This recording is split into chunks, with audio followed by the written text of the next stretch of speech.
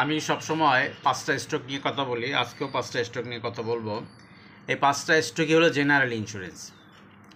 আজকে আমি general insurance 5টার মধ্যে প্রথমে ইউনাইটেড ইন্স্যুরেন্স, তারপরে রিপাবলিক, তারপরে কন্টিনেন্টাল এবং ইউনিয়ন ইন্স্যুরেন্স এবং নর্দার্ন ইন্স্যুরেন্স নিয়ে কথা বলবো। এই শেয়ারগুলো সাধারণত আপনারা জানেন যে কিছুদিনের মধ্যে ডিভিডেন্ড ঘোষণা করবে। যদি আমি ইউনাইটেড ইন্স্যুরেন্স কথা বলি, ইউনাইটেড ইন্স্যুরেন্স গত বছর 10% ক্যাশ ডিভিডেন্ড ঘোষণা করছে এবং এদের ইপিএস ভালো। যেহেতু ইউনাইটেড ইন্স্যুরেন্স শেয়ার কম এবং ইপিএস ভালো, মাত্র 4,45,00,000 শেয়ার, এর ভিতরে ডিরেক্টরশিপদের কাছে 59.90% শেয়ার রয়েছে। ইনস্টিটিউট গত মাসেও কিছু শেয়ার বাই করছে, পাবলিকের কাছে মাত্র 20% শেয়ার রয়েছে। যদি আমি আর বলি, ইপিএসের কথা বলি, অলরেডি ডিক্লারেশন ডেট দিয়ে দিয়েছে 21শে এপ্রিল, ডিভিডেন্ড ডিক্লারেশন ডেট দিয়ে দিয়েছে। আশা করি এই শেয়ারটা এখান থেকে ভালো ঘুরবে এবং উপরের দিকে যাওয়ার সম্ভাবনাই বেশি। এরপর আমি রিপাবলিক শেয়ার কথাটা বলবো। রিপাবলিক ইন্স্যুরেন্স গত বছর এই শেয়ারটা 11% ক্যাশ দিছে। ইপিএস মোটামুটি ভালো, অর্থাৎ থার্ড কোয়ার্টারে 55 পয়সা, সেকেন্ড কোয়ার্টারে 63 পয়সা এবং ফার্স্ট কোয়ার্টারে ছিল 69 পয়সা। যদি আমি এখানে যদি ইপিএসের কথা দেখি, তাহলে অলরেডি ইপিএস এর আছে 1 টাকা 75 পয়সা। তো সেক্ষেত্রে কিন্তু সে গত বছর থেকেও এই বছর চাইলে ভালো ডিভিডেন্ড দিতে পারে এবং এর ডিরেক্টরশিপের কাছে 40%, যেখানে আমরা শুনে আসতেছি যে ইন্স্যুরেন্সগুলো কিন্তু তাদের ডিরেক্টরশিপ পূরণ করবে, প্রায় 60% শেয়ার তারা হাতে রাখবে। তো সেক্ষেত্রে কিন্তু ওই রিপাবলিকের আরও প্রায় 19.52% শেয়ার কিনতে হবে।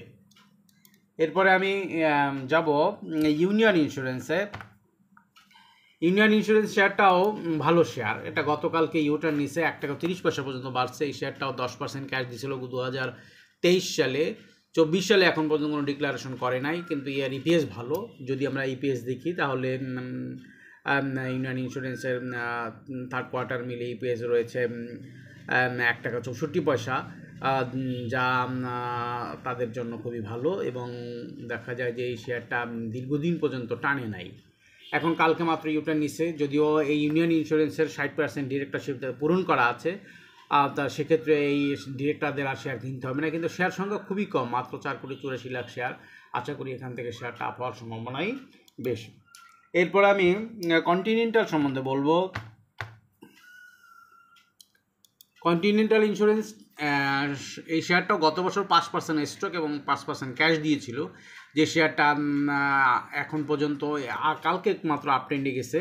এটা 62.74% শেয়ার পাবলিকের কাছে রয়েছে, ডিরেক্টরের শেয়ার কাছে মাত্র 31.54%। সেক্ষেত্রে যদি ডিরেক্টরদের বাই করতে হয়, তাহলে 28.56% শেয়ার বাই করতে হবে। যদিও ইপিএস যতটুকু আছে তাতে তারা 10% উপরে ক্যাশ দেওয়ার অ্যাবিলিটি রাখে। আশা করি এখান থেকে এই শেয়ারটাও ঘুরবে। এরপর আমরা লাস্টে নর্দার্ন ইন্স্যুরেন্স সম্বন্ধে বলবো,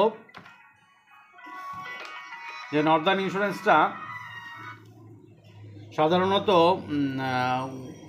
বাড়ে নাই, যেভাবে বাড়ার কথা ছিল সেভাবে নর্দার্ন ইন্স্যুরেন্সটা বাড়ে নাই। মাত্র কালকে 4,472টা শেয়ার ট্রেড হয়েছে। গতকালকে ওই শেয়ারটা 20% মাইনাস গেছে। নর্দার্ন ইন্স্যুরেন্সের ইপিএস ভালো।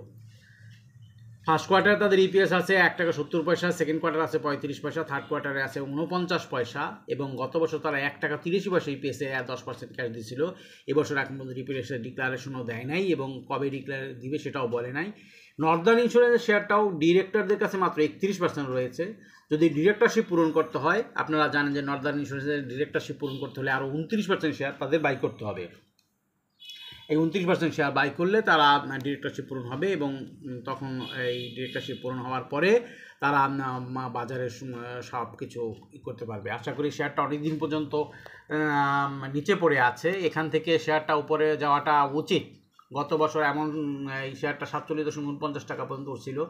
যদিও ইন্স্যুরেন্সগুলো ঘুরতেছে না, ইন্স্যুরেন্সগুলো আশা করি এখান থেকে ঘুরবে এবং খুব তাড়াতাড়ি ঘুরবে, কারণ এখন বোনাস ডিক্লারেশনের সময় এসে গেছে। আশা করি ইন্স্যুরেন্সগুলো এখান থেকে ঘুরবে।